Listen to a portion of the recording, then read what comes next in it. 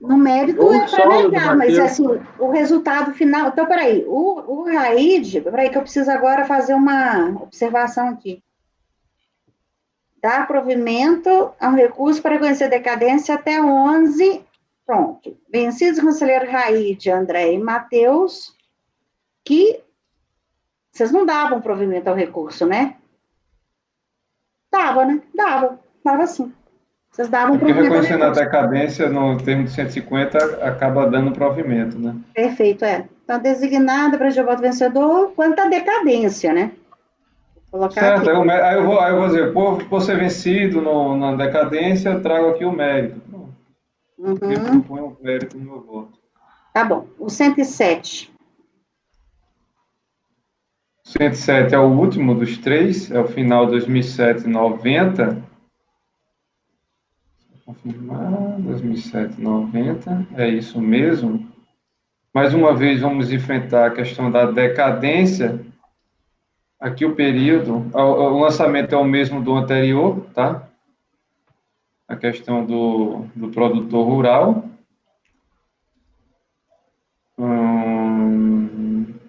O período do lançamento aqui é janeiro de 2001 a 12 de 2005. Aí eu trago aqui a decadência no mesmo molde do passado, no anterior, pelo 150, também utilizando o RDA, tá? Que, como visto anteriormente, seremos vencidos. E quanto ao mérito, é o que eu já adiantei no outro processo. Eu digo, primeiramente, perigoso mencionar que a contribuinte não questiona o mérito propriamente dito da demanda, focando sua argumentação na falta de clareza dos fatos geradores, bem como a ausência de fundamentação legal. Aí eu cito aqui o 142 do CTN, digo que, de fato, o ato administrativo deve ser fundamentado, indicado a autoridade competente de forma explícita e clara os fatos e tal, e digo que foi precisamente o que aconteceu no presente lançamento, pela simples leitura dos anexos à autuação, especialmente relatório fiscal, discriminativa na lei de débito, fundamentos legais do débito, demais informações fiscais não deixa mais de dúvida, recomendando a manutenção do lançamento.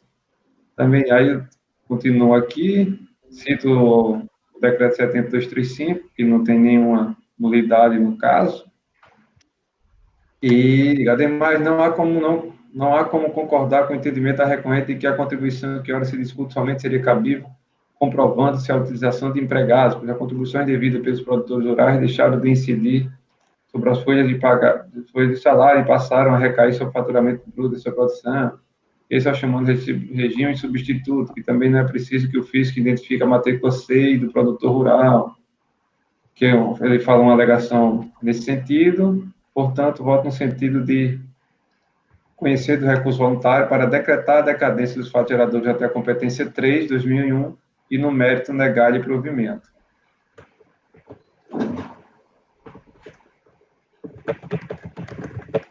Então, no caso, o resultado é o mesmo anterior.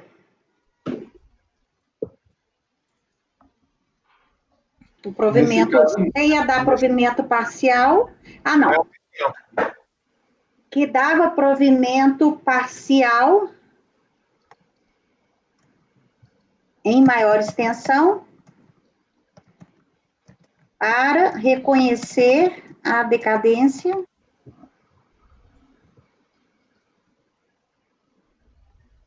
Mas as competências são diferentes aqui. Pois é. Então, aqui é para negar provimento, né? Ah, por quê? Peraí, qual que é a competência aqui? Começa em janeiro, janeiro? Ah, tá. Não, janeiro de então a nossa é para 2001, negar. essa aqui seria, eu acho que o resultado correto seria, A voto no maioria sentido de negar. conhecer para afastar a decadência e no mérito por unanimidade negar-lhe, né? Não, por afastar a decadência, negar. Não, a gente nega. Ah, tá. É porque tem que afastar, né? Vocês Certo. afastam, nega. Afastar a prejudicial de decadência e, no mérito, negar provimento ao recurso voluntário. Vencidos Raide, Andréia e Matheus, que davam provimento parcial ao recurso para reconhecer a decadência até a competência qual? Março de 2001. Qual que é a contribuição aqui que está sendo lançada? Não é aquela do empregador rural, pessoa física proveniente da comercialização rural, é? É a mesma que ele falou. É. Não, mas não tem aquele período lá de que mudou a lei e tem constitucionalidade? 2001 não tem esse problema? 2001? Quando é que foi isso, hein? Cleverson deve saber de cabeça aí. Mas o doutor Rai tinha falado que era segurado especial. É segurado especial? Porque eu tive a impressão que não... Também é produtor rural, pessoa física, é? A retenção é a mesma, né? Não, mas a inconstitucionalidade... Foi só para produtor rural, pessoa física. É segurado especial? Não é isso? Mas aqui no relatório fala em pessoa física. É. Não fala, doutor Raide? Fala. Ou de segurado especial. É esse ou aqui, fiquei na dúvida.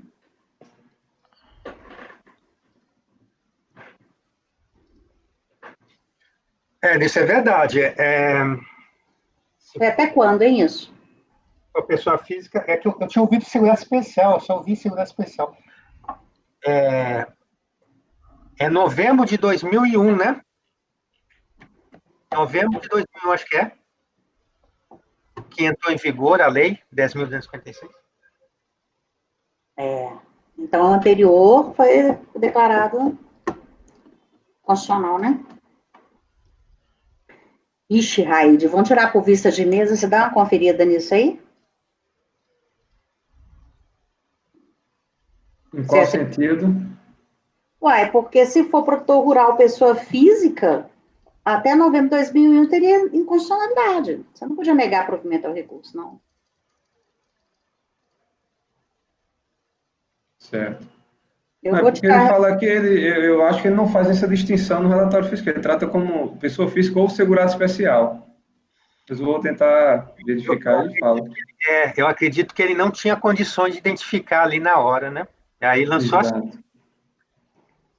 Pode acontecer. Eu vou pôr o 106 e o 107 com vista. O 77, o 106? O 106 também, porque é o mérito, né? Porque por mais que a gente não reconheça a decadência só na competência 12, se é a parte do mérito. Que é até novembro de 2001. Só sobrou a 12 de 2000 no 106. Certo. Vou tirar o 106 e 107 para ver o que você acha sobre isso, tá? Tá bom. Então, vou pôr 106 início, 107 início. Tá, o outro agora... Quem é, gente? Ajuda aí. Eu.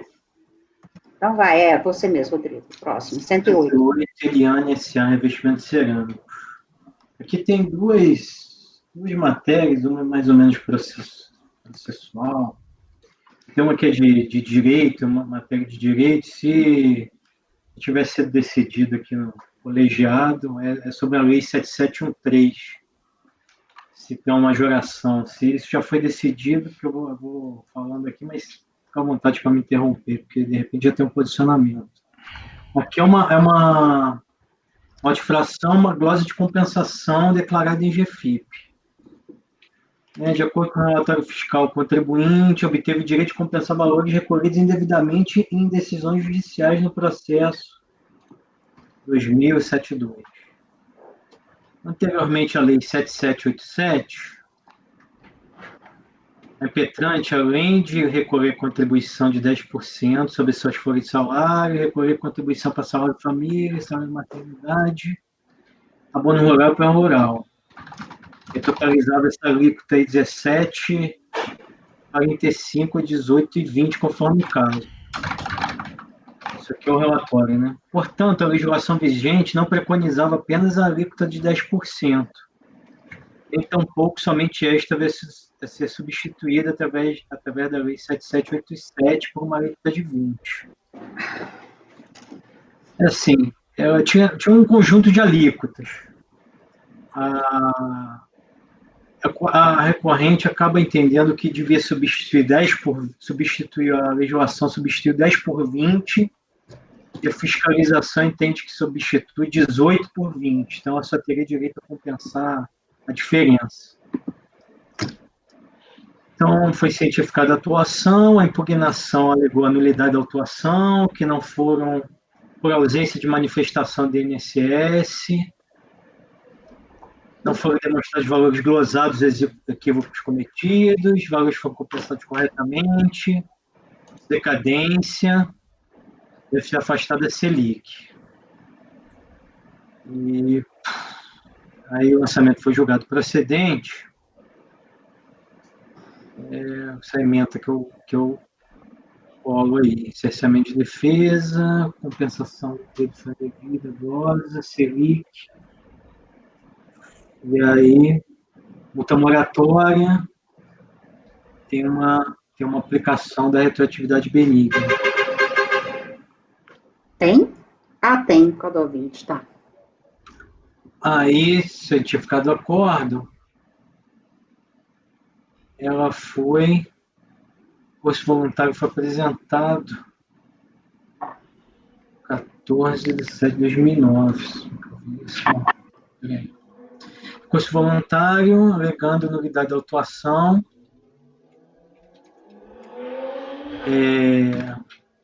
por ausência de manifestação do INSS, eu vou abordar isso aí, quando dá informação dos valores do objeto de compensação judicial.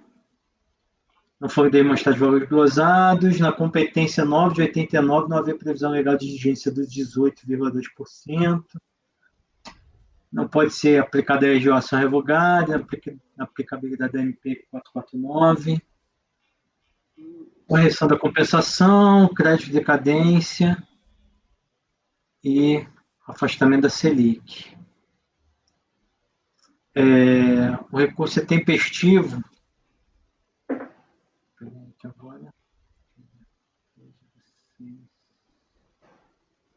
Sexta-feira, isso.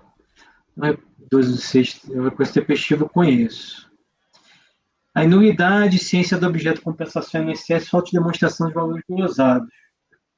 O recorrente alega que seria causa de nulidade da autuação o fato do INSS ter tomado, no âmbito do processo judicial 2000, esse é o dado do processo, ciência dos cálculos efetuados pela então impetrante, referentes aos valores que seriam compensados.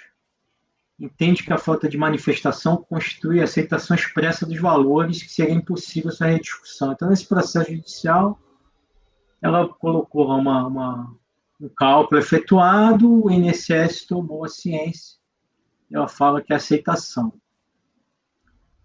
Seria aceito o cálculo dela. Não existe razão. No processo judicial, as folhas que eu cito, o requerimento da então impetrante foi pelo reconhecimento do direito à compensação, tendo em vista a declaração de inconstitucionalidade do artigo 21 da Lei 7787/89. Da leitura do recurso especial juntado, verifica-se que a decisão de primeira instância julgou extinto o processo com julgamento de mérito por reconhecer a prescrição da ação de repetição de indébito. Então, ela tem uma ação de repetição. Na primeira instância, julgou extinto o processo, julgamento de mérito. A segunda instância manteve o entendimento como se dependesse cimento. Né? Aí, majoração de uma alíquota aí pela Lei 7787, uma inconstitucionalidade.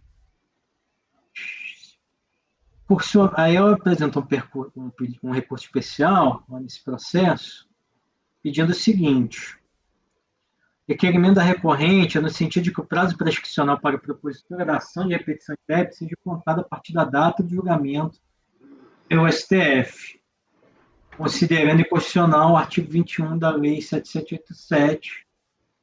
Né? Então, foi só um pedido em relação ao prazo prescricional para essa propositura de ação de repetição. Havia um agravo de instrumento do STJ, deu provimento a esse recurso, declarando o direito do contribuinte em compensar os valores recolhidos indevidamente.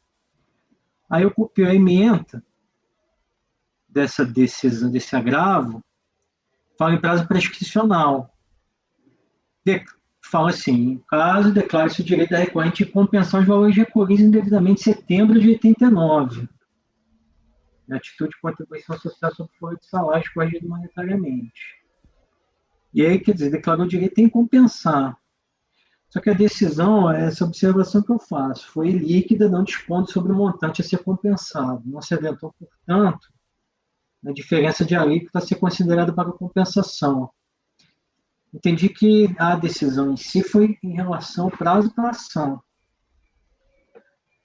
e não o direito à compensação, embora ela tivesse colocado os valores lá, pleiteando, na ação. Em petição datada de 9 de fevereiro, a contribuinte informa à Justiça Federal que irá proceder à compensação, juntando planilhas ao processo e requerendo o arquivamento da ação. Em 10/3, o juiz federal somente ordenou a vista dos documentos ao INSS para posterior arquivamento. Assim, 17 de julho de 2004, o INSS simplesmente informou que tomou ciência dos documentos juntados. Veja-se, portanto, que não há que se falar em concordância com o valor da compensação pleiteada. A decisão surtiu efeito somente quanto à possibilidade de compensação, sendo considerado que a prescrição da ação de repetição de indébito passou a contar da publicação da declaração de inconstitucionalidade da Lei 7787.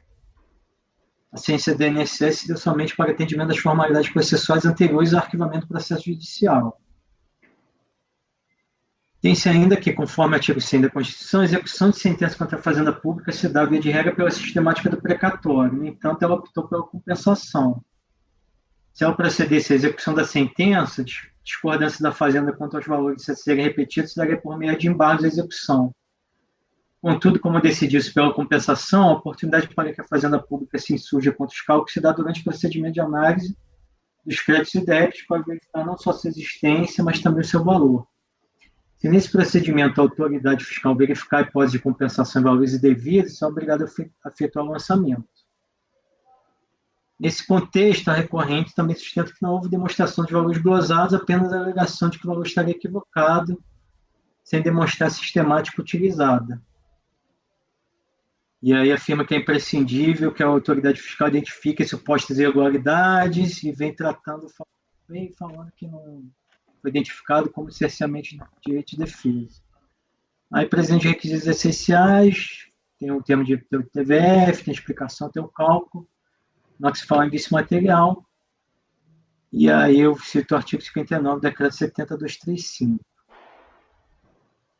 Quer dizer, essa é a parte processual, se a sentença lá de trás, ela já reconhecia que ela tinha direito à compensação. Nesse caso, eu entendi que não, poderia ser feita a glosa.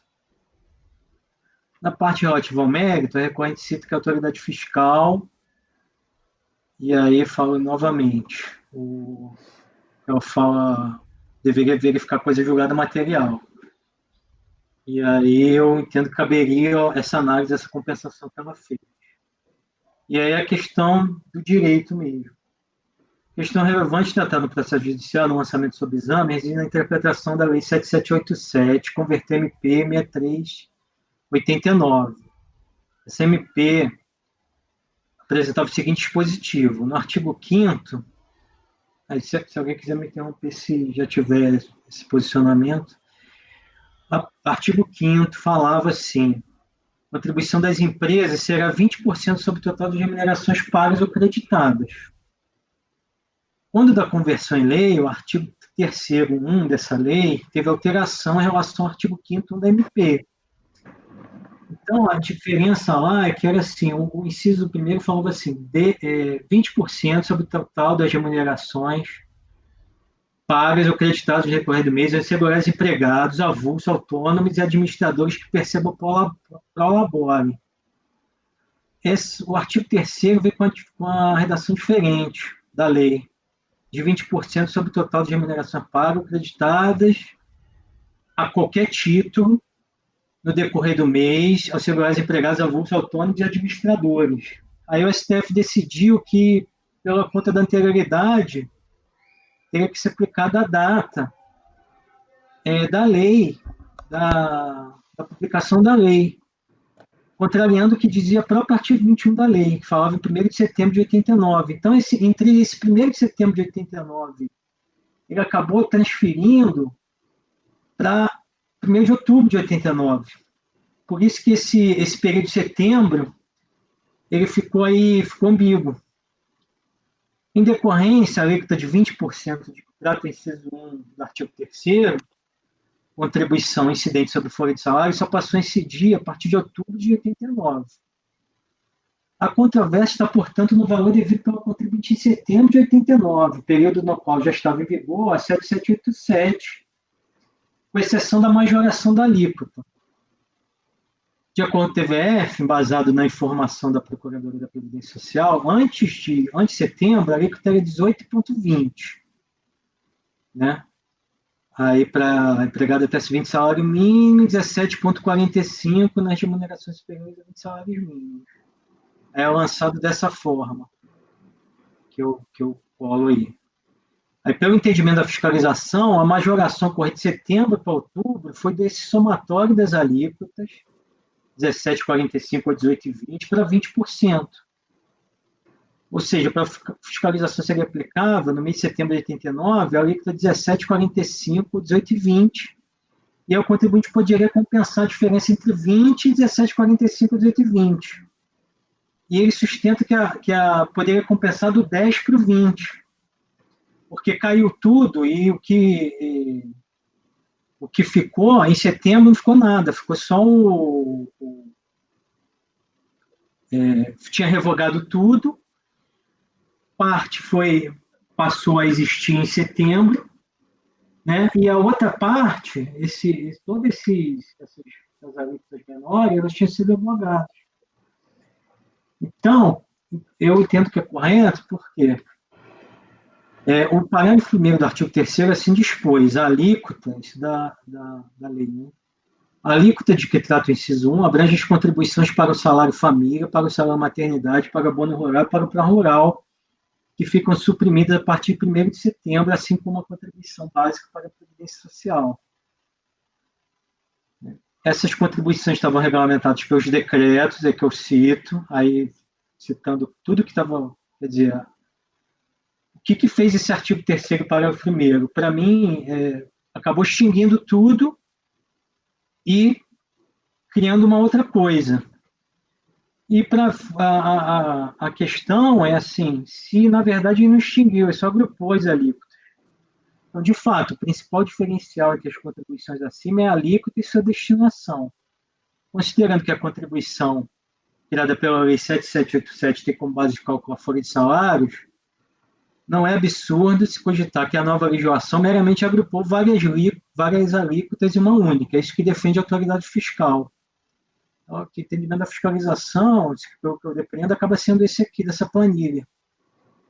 Pegou as alíquotas todas em setembro e agrupou para 20%. Só que aí, aqui, para mim, seria, na verdade, nessa linha. Não a toda vez que se fala em mesmo tributo, como era a repartição do produto da arrecadação. A contribuição de 10% incidia somente sobre o salário de contribuição dos segurados. Inclusive os constantes do artigo 6º do Decreto 89312. Entre os costos de trabalhador autônomo, temporário, diretor e sócio-cotistas. As contribuições de 1,54 incidiam sobre o salário de contribuição dos empregados avulsos. E as contribuições 0,324 somente sobre o salário de contribuição dos empregados. Desse modo, fica claro que o artigo 3º 1 da 7787 majorou somente a alíquota de contribuição de 10%. Tanto esta quanto aquela incide sobre o salário de contribuição. Essa majoração foi que entrou em vigor em outubro de 89, por conta do princípio da anterioridade nonagesimal. As demais contribuições foram suprimidas já em setembro, quando a entrada em vigor da lei. Quer dizer, o meu entendimento acaba sendo assim. Em setembro de 89, ela revogou tudo. Quer dizer, revogou todas essas pequenininhas aqui, deixou só de 10%, em outubro criou uma outra de 20%. O problema é que, pela redação, pela redação, a publicação que ficou, a anterioridade é que foi modificada pelo STF. Corrobora então o raciocínio, a leitura da RE, o especial que eu trago. Dela, se que a decisão teve por único foco a majoração da alíquota de 10%, reconhecendo a vigência de todos os demais dispositivos da lei, inclusive aqueles em que a alíquota foi majorada nos exatos termos da conversão da MP. Isso implica, aí eu trago do recurso, isso implica dizer que o artigo 21 dessa lei 7787 só é constitucional se entendido como aplicável apenas aquelas majorações de alíquota fruto de conversão das quantias da MP 63. Então, do termo de verificação fiscal de seus anexos, conclui-se que não houve questionamento quanto aos valores constantes do DARP. Quer dizer, aí, sobre as demais coisas, sobre os demais cálculos da compensação, isso aí não houve questionamento do termo de verificação fiscal. Aí a planilha, se o valor recolhido pela empresa foi efetivamente de 20%, e a compensação foi feita pela diferença da alíquota correspondente aos 20% recolhidos e 10% efetivamente devido a setembro de 989. O que eu entendo correto, a compensação afastando a glosa. Com isso, recorre rejeito preliminar de nulidade do provimento. Ufa.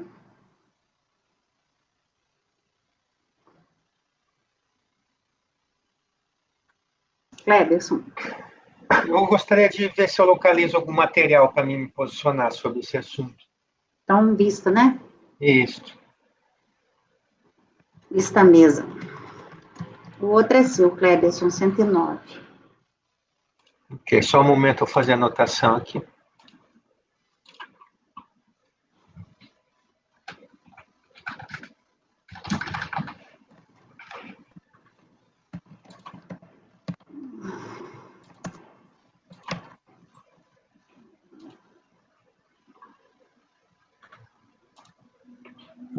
Eu vou passar para o senhor tem um outro acordo. Tem vencedor e vencido.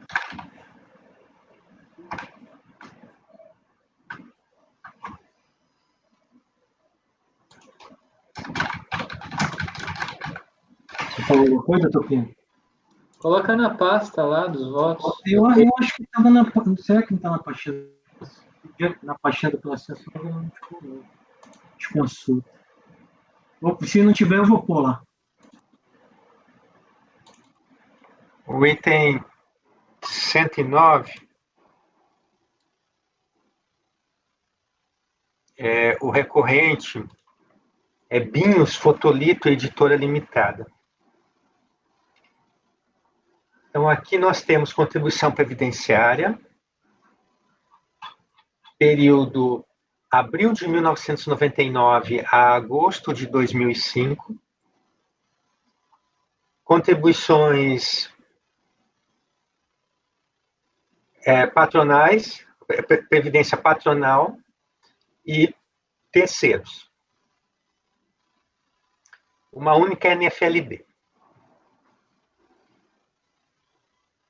Levantamento para apurar a diferença entre o que foi declarado em GFIP e os recolhimentos através de GPS. Lançamento com ciência em março de 2007.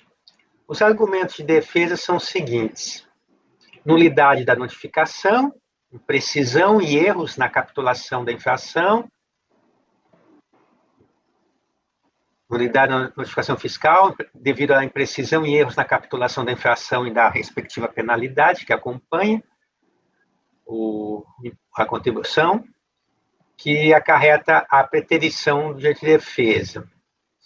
O lançamento levou em consideração somente dados de GFIP, com desprezo de outros documentos apresentados à fiscalização, tais como escrita contábil, folhas de pagamento. A contribuição devida ao INCRA, ela é inexigível das empresas urbanas. Inconstitucional, os 20% a título de contribuição previdenciária incidente sobre a remuneração paga a contribuintes individuais, autônomos e demais pessoas físicas. E, por fim, ilegal constitucional a Selic. Quanto a preliminar, entendo aqui que as alegações da recorrente são claramente protelatórias. são desprovidas de congruência com a documentação que compõe a notificação. A NFLD ela tem a descrição clara dos fatos geradores, alíquotas, fundamentação legal. Os dados foram extraídos por competência da GFIPS entregues pelo próprio contribuinte.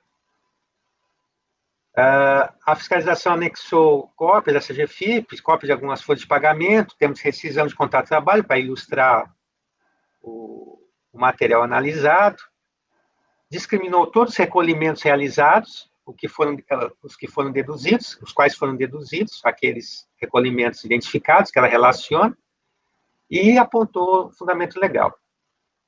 Então, todo esse material que compõe a NFLD, relatório e seus anexos, eles são suficientes, né? Não impõem nenhuma dificuldade para a defesa do sujeito passivo.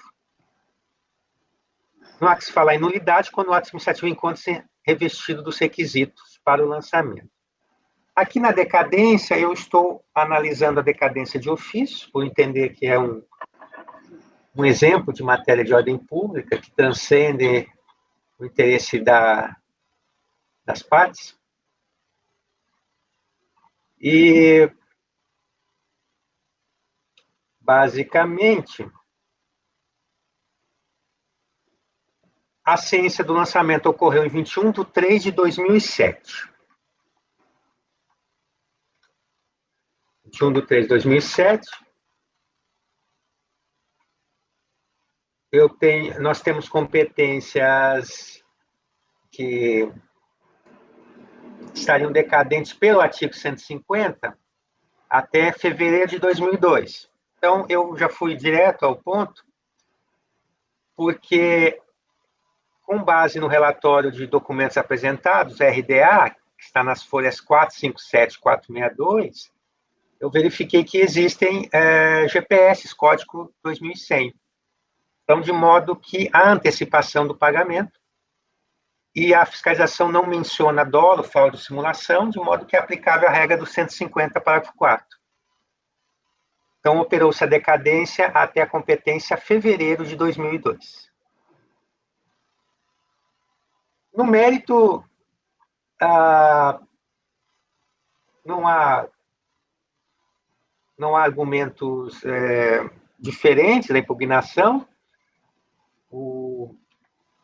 Não comprova, não traz nenhum dado para questionar o cálculo da notificação fiscal, ou seja, as bases de cálculo. Quanto à contribuição para o INCRA, esses parágrafos aqui são repetidos ou de outros processos que eu já trouxe aqui para o colegiado, que a contribuição do INCRA para as empresas urbanas ela é considerada válida mesmo após a Lei 8.212, 1813, ou seja, a contribuição ao INCRA ela não é exigida somente das empresas rurais, também as empresas urbanas se exige.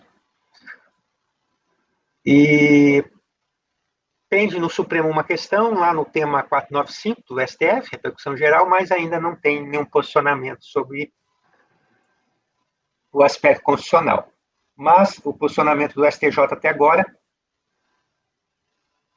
é pela validade dessa contribuição. Quanto aos demais pontos, eles alegados pelo contribuinte encontram óbice, em primeiro lugar, na súmula CAF número 2, que trata de inconstitucionalidade da contribuição do INCRA, inconstitucionalidade da contribuição sobre a remuneração dos segurados empregados e contribuintes individuais, isso com base no artigo 22 da Lei 8.212,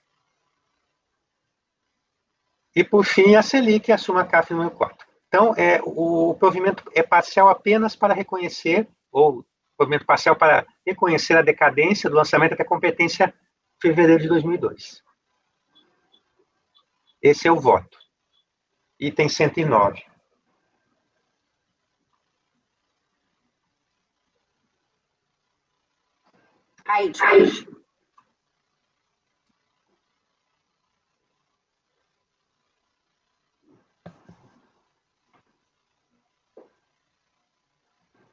Eu acompanho o relator. Pinheiro? Acompanho o relator. Acompanho. Acompanho. Então, por unanimidade de votos, dá provimento para o recurso voluntário para reconhecer a decadência até a competência 2 de 2002. 110.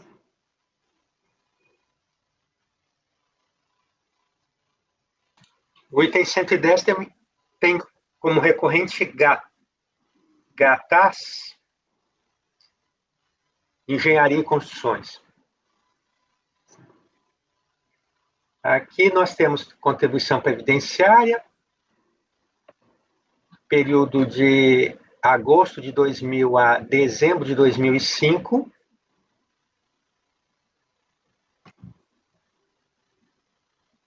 Contribuição patronal também, previdenciária e de terceiros. Também é decorrente de procedimento conhecido, né, pela fiscalização como batimento, GFIP-GPS, o confronto entre o declarado e GPS. Os argumentos de defesa, a ciência do lançamento foi 19 de maio de 2006. Os argumentos são que as diferenças apuradas para a fiscalização nesse confronto GFIP-GPS são inexistentes, tendo em vista que a empresa efetuou compensações autorizadas judicialmente, com fundamento no processo que eu cito, do ano de 95, sua autuação a interposição da ação. A autoridade fiscal não abateu os valores que poderiam ter sido compensados, deixando de considerar índice de correção monetária e excluídos fracionários, conforme tinha sido autorizado pela Justiça, Poder Judiciário. Dada a complexidade dos cálculos, quantidade de competência envolvida, é necessária a realização de prova pericial. Para o período anterior a janeiro de 2003, são indevidas as contribuições ao SESC e ao SENAC. No que tange às empresas urbanas, é inexigível a contribuição ao INCRA, o que é um dos fundamentos que eu já enfrentei no processo anterior. E, por fim, é legítima a contribuição destinada ao seguro-acidente de trabalho. Além do mais, sua aferição deve ser feita com base na atividade preponderante de cada estabelecimento da empresa. Esses são, em síntese, os argumentos do recurso voluntário que eu abordo aqui no voto. Novamente, eu reconheço a decadência aqui de ofício, principalmente porque esses processos são antigos, né? Então ainda era na época dos 10 anos, e muitos contribuintes não questionavam a lei, né? A lei 8.212, então não tem alegação de decadência. O raciocínio é o mesmo do anterior, a fiscalização não menciona dolo, contribuição patronal, ciência 19 de maio de 2006. Eu verifiquei nas folhas 56 e 59, GPS código 2100, na data de vencimento das obrigações, ou seja, contemporâneo. Então, até a competência abril de 2001, com base no parágrafo 4 do artigo 150 CTN, operou-se a decadência. 5 anos. No mérito, a questão da compensação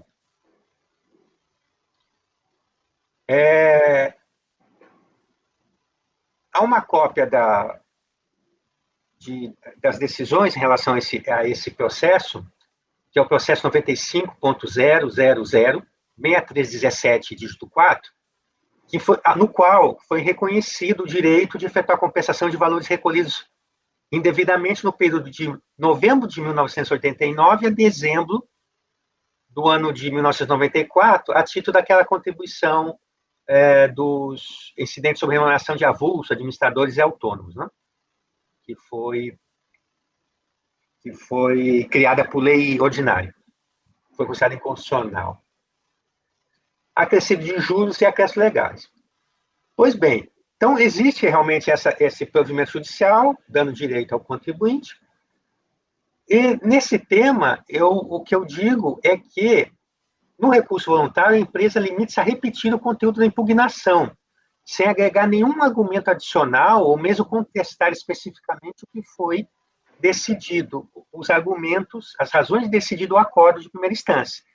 E eu, então, transcrevo toda a análise feita pela decisão de primeira instância.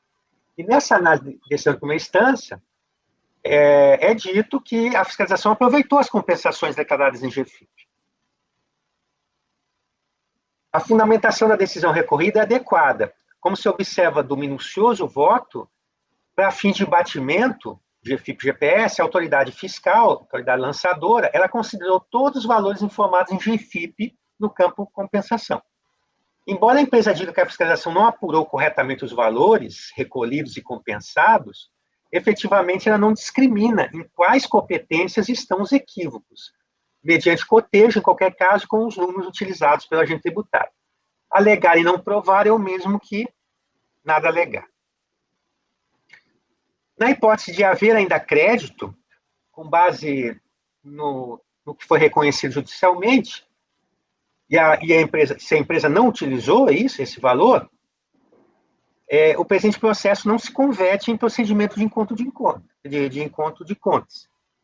Caso então restem créditos não compensados, o que a empresa deveria fazer? Deveria compensar os valores nos meses subsequentes, a partir de janeiro de 2006, ou seja, a partir das competências aqui posteriores ao lançamento, com os débitos vencidos ou vicendos, ou, alternativamente, pleitear a restituição.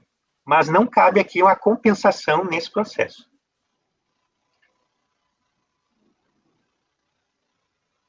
Ela pede perícia contábil, contudo, não é a via que se destina a produzir provas de responsabilidade das partes.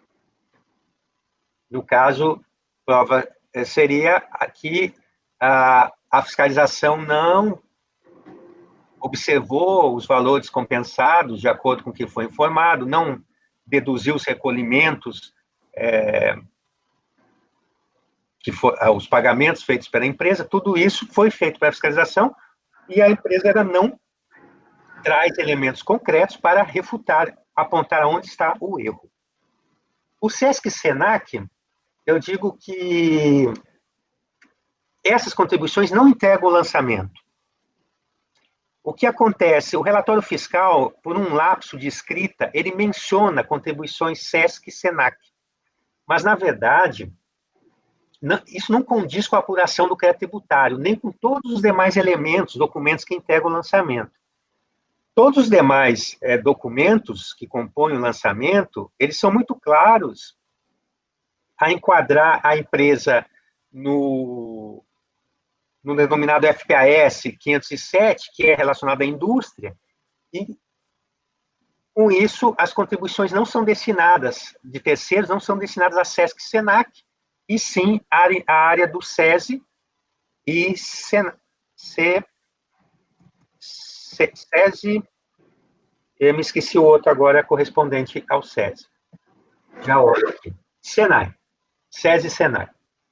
Então, está muito claro que o lançamento ele se refere a essas contribuições e não ao SENAC e SESI. Então, o argumento trazido pelo contribuinte, que não seria devida a contribuição do SESC e SENAC, até janeiro de 2003, ele não se aplica a esse processo.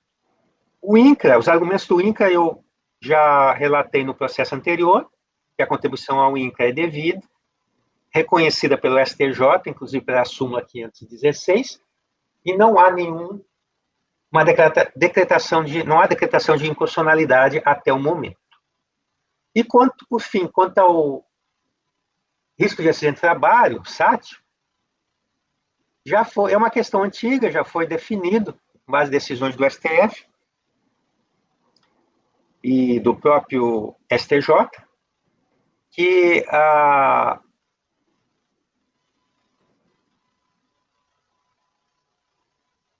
regulamentação pelo Poder Executivo, por meio do RPS, Regulamento da Previdência Social,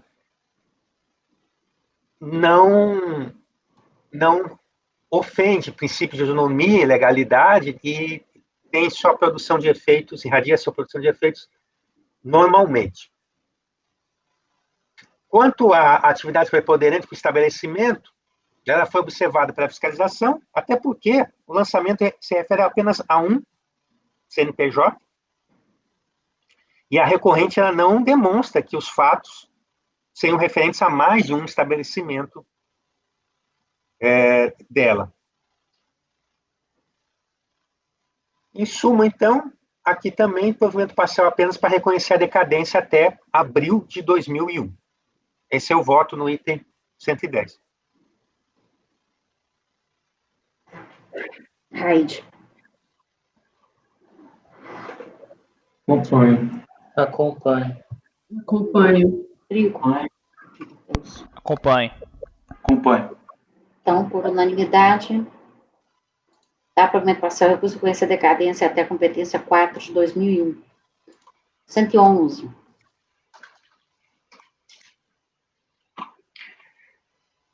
O item 111 tem como recorrente a indústria BIC de aparelhos médicos. Contribuição previdenciária.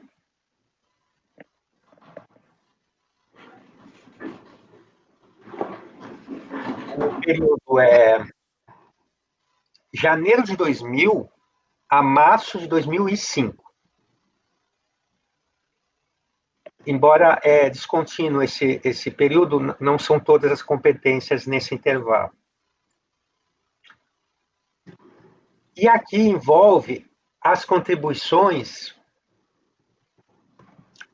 a cargo dos segurados empregados e, a partir de abril de 2003, a cargo dos segurados contribuintes individuais. Contribuições essas descontadas pela empresa da respectiva remuneração e não repassada à Previdência Social.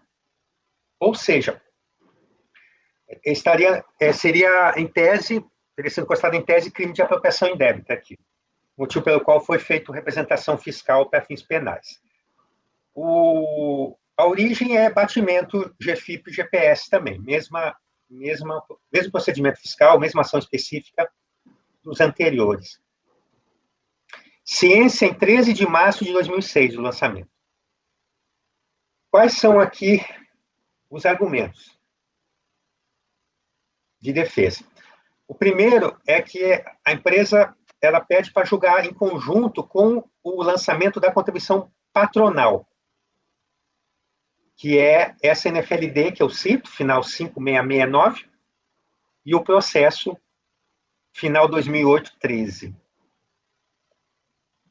A empresa argumenta também que no período de janeiro de 2000 a agosto de 2001, ela realizou compensação de tributos autorizada por decisões judiciais e traz documentos para fazer prova. Ela diz que em todos os meses a fiscalização não deduziu esses valores compensados de GPS, o que dá ensejo à retificação desse lançamento, nas competências que ela cita. Diz que é inexigível a taxa Selic, a cobrança dos juros deve respeitar 12% ao ano não capitalizados, a multa deve ficar limitada a 2% ao ano,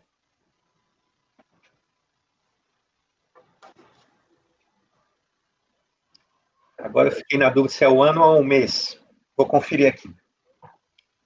E também reclama de um lançamento de diferenças de acréscimo legais, que os juros para essas diferenças teriam que estar limitado a 1% ao mês e excluir a multa de mora, porque teria havido a denúncia espontânea. Esses são os argumentos. O julgamento em conjunto, passo para o voto. O julgamento em conjunto, eu explico aqui que já não é mais possível, porque o outro processo, o processo da contribuição patronal, já foi julgado em 2018 pela terceira Câmara, primeira turma da terceira Câmara. E eu trago aqui a emenda dele. Então, não é possível esse julgamento conjunto que já foi feito o julgamento do recurso voluntário naquele processo. Quanto à decadência, novamente eu reconheço de ofício, a bordo de ofício, e aqui eu especifico exatamente as contribuições, as competências em que compreende o lançamento. Observe que há falhas, né? Não é de janeiro de 2000 a março de 2005, são essas as competências do lançamento, que é a crédito. E elas estão relacionadas, como eu já expliquei, à apropriação em débito. Sendo assim, temos que aplicar súmula CAF 106. Ou seja, prazo decadencial contado na regra do 173, inciso 1. Desse modo, então, cabe reconhecer a decadência para as competências até novembro de 2000 e 13 de 2000. Quanto a 12 de 2000, eu só explico aqui que o primeiro dia do exercício seguinte, para contar, iniciaria só em 2002, de modo que teria prazo até o final de 2006 ainda para lançamento. Então, não estaria decadente. Aí passamos para o mérito. Então, em relação ao mérito, a primeira questão que sobressai é a compensação. E essa questão, ela pode ou deve causar discussões pelo o entendimento que eu imagino, né, pelo entendimento que eu estou dando aqui ao processo, como uma solução para esse processo, nessa parte.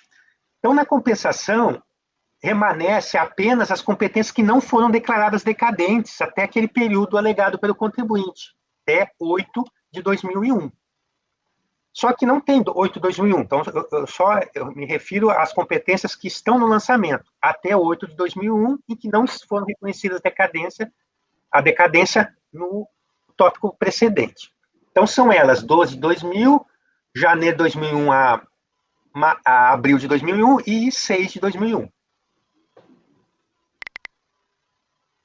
Analisando as ações judiciais, a primeira ação judicial, que é essa final 10.549, dígito 5, eu verifico que, e cito as páginas, né? São páginas de 72 a 101. Então, a sentença de primeiro grau acolheu o pedido de compensação entre aquelas contribuições para os autônomos, que foram declaradas inconstitucional, com contribuições vincendas sobre a folha de pagamento da empresa, folha de salários da empresa, observado aquele limite de 25%, 30% do artigo 89 da Lei 8.212. Essa decisão foi publicada em julho de 2000, foi mantido o teor dela pelas instâncias superiores, e o trânsito em julgado, pelo que consta, é outubro de 2002. A outra ação judicial, ela é uma ação judicial que envolve abster, foi pedido para não exigir o recolhimento da contribuição sobre o SAT, sobre o seguro para financiamento dos benefícios de incapacidade laboral, e também a devolução dos valores já recolhidos, via compensação. Em primeiro grau, não foi dado provimento à empresa, e a empresa só conseguiu uma decisão favorável em grau de apelação no Tribunal Regional Federal. Isso já em 2003, ou seja, já posteriormente a 2001. Tá bem? E aí que eu não sei o que aconteceu com essa ação, dali para frente. Mas isso não é relevante, por quê? Porque até competência agosto de 2001, conforme alegado pelo recurso voluntário, a interessada estava cobertada por decisão judicial para compensar apenas no primeiro caso, que era a ação declaratória final 10.549/5. Isso para fazer a compensação na sistemática do artigo 66 da Lei 8.383, combinado com o artigo 89 da 8.212. Veja que nas guias de recolhimento das competências, as GPS, de janeiro de 2000 a agosto de 2001, há uma observação sobre a compensação, que é feita do prolabore, exatamente aquele que foi declarado inconstitucional, né? Então, e o campo 6 das GPS, ele é, normalmente, na maior parte, não em todas as competências, ele é inferior, inclusive, ao campo 9 de terceiros. Isso, então, é só para indicar que, realmente, aparentemente, havia uma compensação, porque a compensação era feita subtraindo, nesse campo 6 da contribuição previdenciária, o valor a compensar. Em contrapartida, a empresa não declarou as compensações no campo próprio da GFIP. Isso já era estabelecido no manual. O provimento judicial resguardou o direito da Fazenda Pública a promover a conferência da exatidão das compensações. O Poder Judicial, então, garantiu isso. Então, a sentença, como foi dito pelo doutor Rodrigo em outro momento, agora atrás, é ilíquida, é apenas reconhecendo o direito. Mas quanto é esse direito? Esse direito o contribuinte apura e submete a compensação, podendo a Receita Federal, INSS, na época, Receita Previdenciária, ele tem um prazo lá para verificar se está correto. Não só o valor original, como os juros e correção monetária que foram autorizados. Em que pese tais aspectos, o que aconteceu? O procedimento fiscal foi pontual. Ele foi de batimento GFIP e GPS. Não se analisou a escrituração contábil da empresa. O termo de encerramento, ele é muito claro, que diz que foi analisado, verificado, fato gerador específico. Aparentemente, não havendo a declaração das compensações de GFIP, a autoridade tributária, ela só abateu os valores recolhidos de GPS. Ela não considerou nenhuma compensação. Aparentemente, foi isso que aconteceu. Então, nós temos duas situações. Caso, após tomar conhecimento das compensações, se ela tomou conhecimento das compensações, a fiscalização, ela simplesmente desconsiderou esse encontro de contas, então nós temos aqui uma motivação do lançamento comprometida, porque não se sabe por que os motivos que ela desconsiderou, que podem ser vários. O relatório fiscal e o termo de encerramento são omissos em relação ao procedimento de compensação, revelando a existência de vício material não convalidável que demandaria a edição do novo ato. Isso é uma hipótese. Outra hipótese é que a administração tributária, no caso, a fiscalização, ela não verificou a exatidão dos valores compensados naquele momento, tendo em vista que ela estava num procedimento de auditoria específico, de batimento manual GFIP-GPS. Nessa situação, eu vejo que operou-se a homologação tácita das compensações, em razão do transcurso do prazo de 5 anos.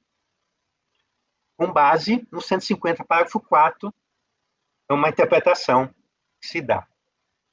Então, em uma e outra hipótese, o resultado prático é rigorosamente idêntico, no sentido da extinção do crédito tributário pela compensação.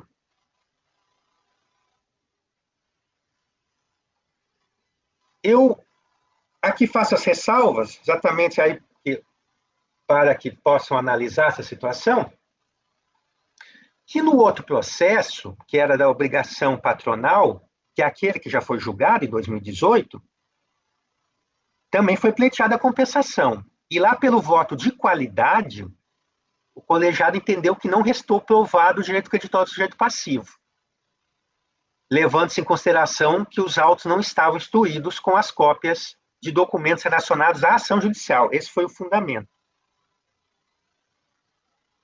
Segundo o voto vencedor, baixado o processo em diligência, nenhum dos responsáveis pela empresa recorrente foi localizado para apresentar documentos que permitisse analisar as regularidades das compensações. Ou seja, em breve palavras, lá foi convertido o processo em diligência para tentar obter mais informações sobre as compensações. A diligência não teve o sucesso, porque a empresa não foi localizada, e os sócios também não foram localizados.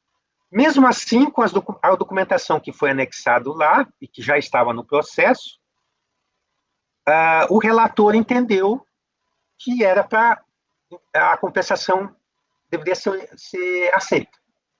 O que restou vencido no voto de qualidade, naquela época, com base no voto do presidente da turma, que não haveria essa documentação comprobatória, especialmente as cópias das ações judiciais. Só que nesse processo aqui nós temos as cópias, tanto que eu fiz a análise anterior, então eu tenho uma visão diferente.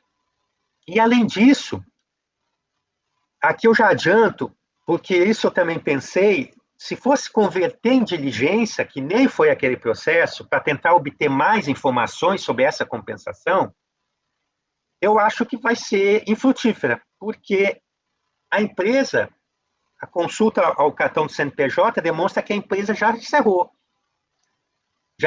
as atividades desde 2013, e conforme eu disse agora há pouco, os sócios dessa empresa nem foram localizados depois para, eventualmente, trazer algum documento. E observe que os documentos são de 2000, 2001, etc. Então, eu estou encaminhando para excluir essas competências remanescentes não atingidas pela decadência, considerando que elas foram extintas pela compensação. Está certo? Esse é o ponto mais polêmico, porque algumas ponderações podem ser feitas. A compensação não teria sido realizada, porque não foi informado em GFIP, não tem certeza se os valores estão corretos ou não. São argumentos, visões que podem ser dadas, né? Sobre as demais questões, nós temos a súmula CAF 4, a multa é devida, só que deve ser aplicada a retroatividade benigna. E quanto àquela questão das diferenças de acréscimo legal, no caso aqui, não há esse DAO. Aqui não há DAO. O DAO deve existir em outro processo lá da contribuição patronal. Aqui não existe DAO. Então, essa questão levantada no recurso voluntário, ela é estranha a esse recurso voluntário. Então, aqui, em resumo, eu estou reconhecendo a decadência até 11 de 2000 e a competência 13. Estou excluindo do lançamento as competências 12 de 2000, 1 de 2001, a 4 de 2001 e a 6 de 2001. E em relação ao crédito remanescente, que é um valor diminuto e competências poucas, o recálculo da multa, né, o cálculo da multa em conformidade com a portaria 14. Esse é o voto, presidente. Perguntas?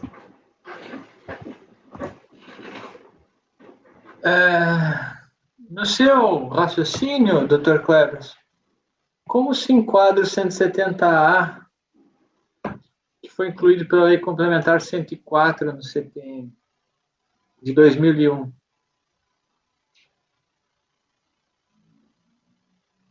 Porque, pelo que eu entendi, foi uma decisão que não havia transitado em julgado. Ele tinha uma decisão precária, não é? Para poder compensar. Quando ele compensou, sim. O trânsito em julgado, que eu entendi, ocorreu somente em 2002, já posteriormente às compensações. Sim. E, se não me engano, a lei complementar ela se aplica a partir de janeiro, né? Porque não tem um período de... É verdade, mas eu entendo que essas verificações tinham que ser feitas na época, né? Perdão, essas verificações deviam ser feitas dentro do prazo para homologar, ou não. Mas eu tive outra impressão, que o juiz teria determinado a observância das regras da compensação, ou ele disse que poderia compensar independentemente das regras aplicáveis, ou seja, não informarem de GFIP.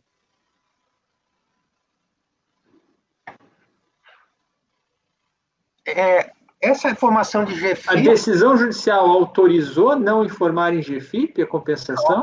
A decisão judicial A decisão judicial nem autorizou, nem desautorizou. Simplesmente é omissa nesse ponto. Tá.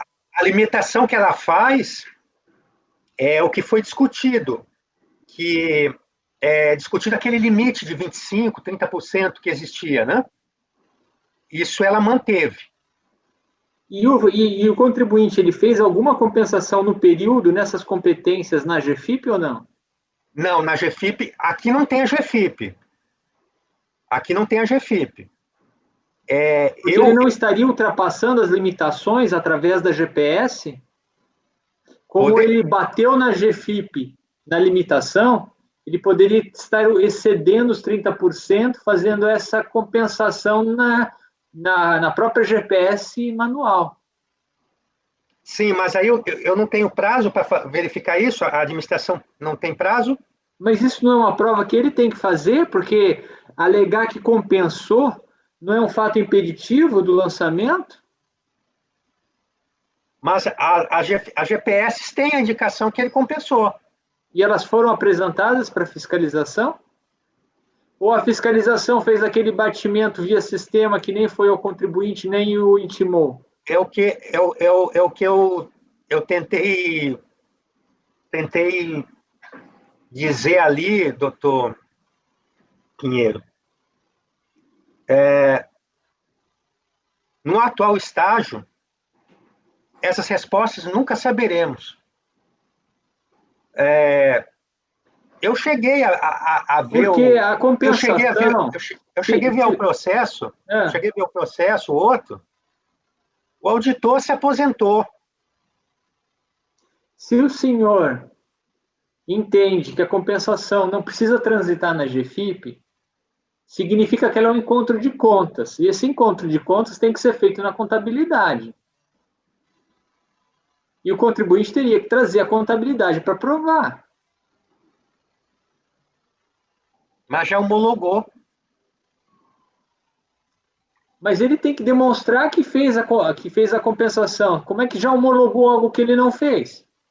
Mas Ele eu tem que entendo que ele mostrar que fez o encontro de contas na contabilidade. Não, eu entendo que ele fez O senhor um encontro... entende que o documento de compensação não é encontro de contas na contabilidade. É aquele lançamento feito na GPS. Aquele Não, preenchido no campo 6. Eu entendo que É pode... isso que é compensação? Não, mas se eu falo em contabilidade, ele pode nem ter contabilidade. Ele Por pode isso que nem ele precisa informar na GFIP. Seria uma ele pode ter um descumprimento, mas essa não informação de GFIP, ela não tem o condão de dizer que ele não compensou, a não ser que só entender que tem que estar em GFIP. GFIP é fundamental. Se não está na GFIP, tem que estar na contabilidade. Na GPS, eu acho que não tem respaldo. No campo 6 da GPS é complicado. Pois é, mas era assim que era compensado. Era assim que ele pretendia compensar. Isso, entendi. Eu estou dando uma solução aqui para esse processo, no sentido favorável a ele, porque eu entendo que ele fez a compensação. Mal ou bem, ele fez. E a administração, ela não tomou as providências no prazo. Ela não tomou. Ou se ela... Porque eu, particularmente, eu acredito, doutor Pinheiro, que lá na época ela nem... a fiscal, ela disse, minha obrigação aqui é ver GFIP e GPS, só isso. Ela viu a compensação lá, aí ninguém mais viu essa compensação. E ela não disse nada em relação à compensação para marcar um momento dizendo que não foi homologado. Tem termo de intimação no processo para apresentar documentos? Acredito que tenha.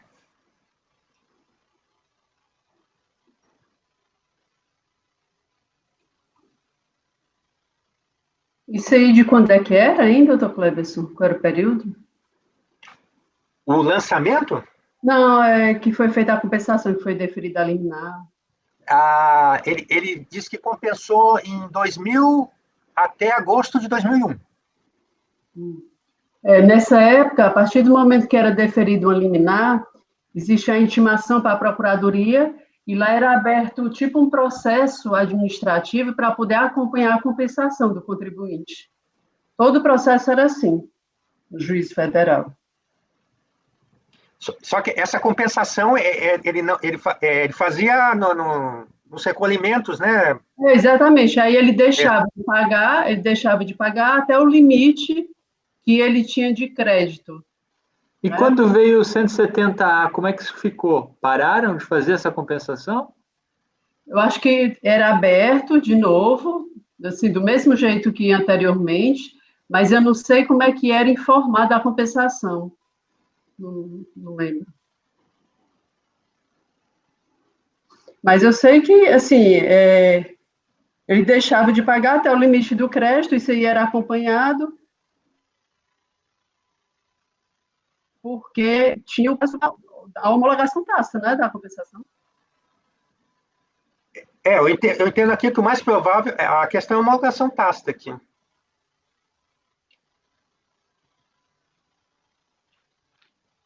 Porque para mim é muito claro que ele tinha um direito. Esse 170A, ele nem foi. Mas ele impede a compensação sem trânsito. Ventilado.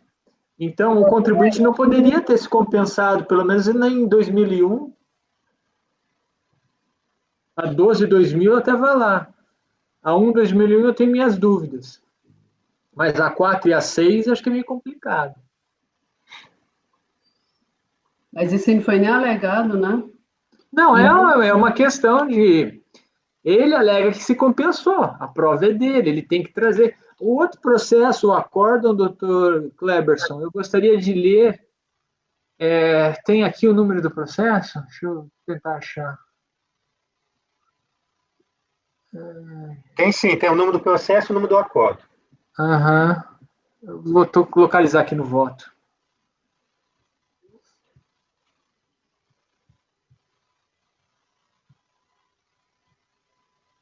Eu Não sei se, inicialmente. tendo em vista o adiantado da hora, não é bom deixar isso daqui para amanhã, para encerrar. Eu teria que localizar aqui.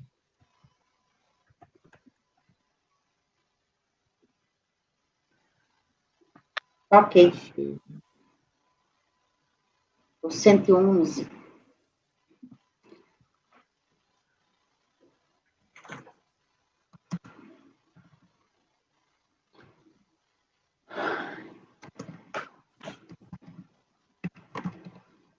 Pronto, pode parar, vamos encerrar.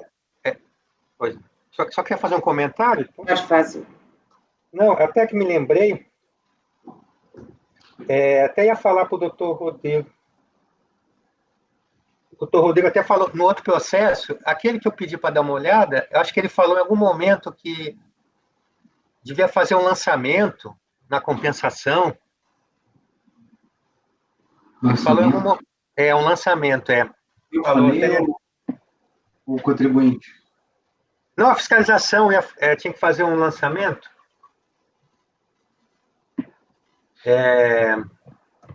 Mas também está associado aqui com esse processo também. O senhor falou o seguinte, Rodrigo, falou o seguinte, aqui, se nesse procedimento a autoridade fiscal verificar a hipótese de compensação em valores indevidos, está obrigada a efetuar o lançamento. Sim. Eu ia fazer um comentário que eu acredito que não seria isso. Tanto que ela não fez o lançamento, porque já tinha sido declarado. Entendi. Ela apenas fez a glose. Ela fez apenas a glose. Mas, assim, na compensação, quando eu tenho uma compensação, faço a compensação, aí tem que ver se é caso de restituição no processo, assim, para ver a questão da homologação. Aqui, nesse processo meu, o que eu pondero nessa questão do ônus da prova, é que a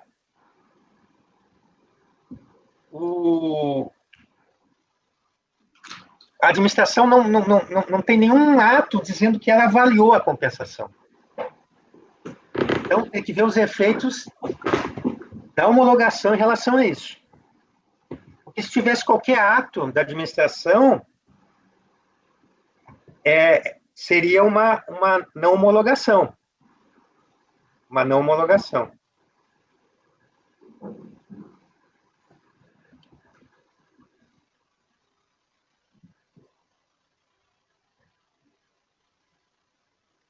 A homologação dessa compensação qual é a figura jurídica aí? Não é lançamento, então?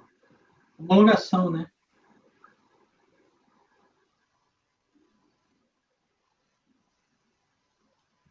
Não, a homologação nesse caso, a homologação é concordar, né? Se a administração concorda ou não com aquele ato. Porque é um encontro de contas, né? E ela não concordar, tem que lançar. Se ultrapassar aquele prazo de 5 anos, ocorre a homologação tácita. Mas o encontro de contas ser feito na GPS, ao invés de ser feito na contabilidade ou na GFIP? Mas doutor Pinheiro... Alguma coisa errada, a fiscalização teria que, já que teve esse encontro de contas...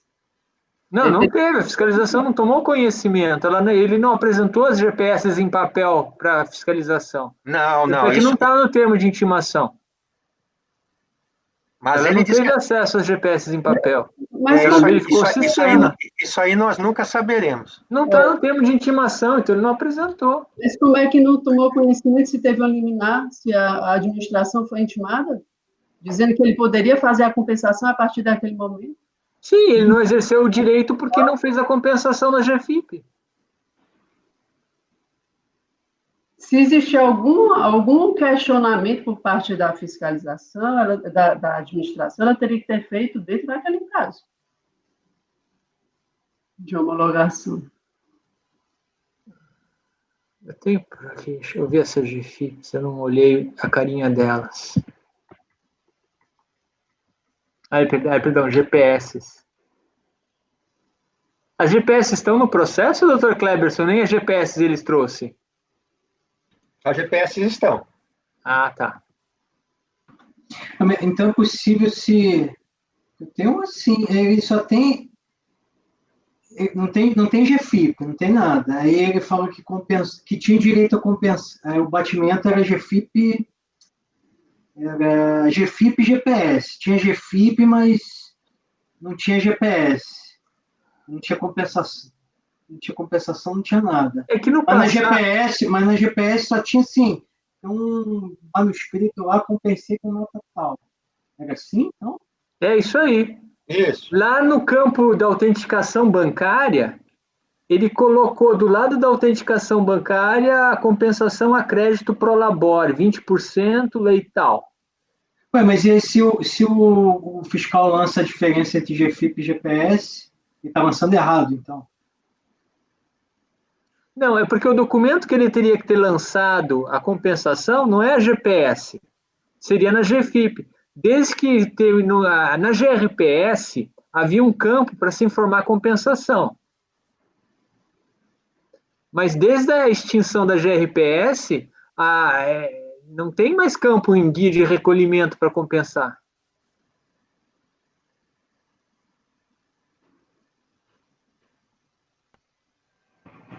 E outra, isso pode ter sido incluído a qualquer momento.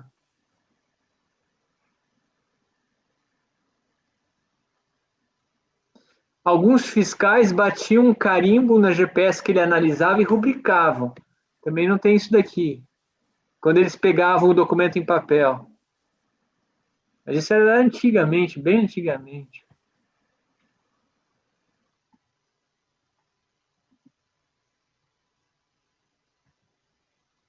Bom, está se prolongando demais. Depois eu vou ler lá o acordo. Tá. Então, Matheus, vamos encerrar a gravação, por favor. Matheus, se você pudesse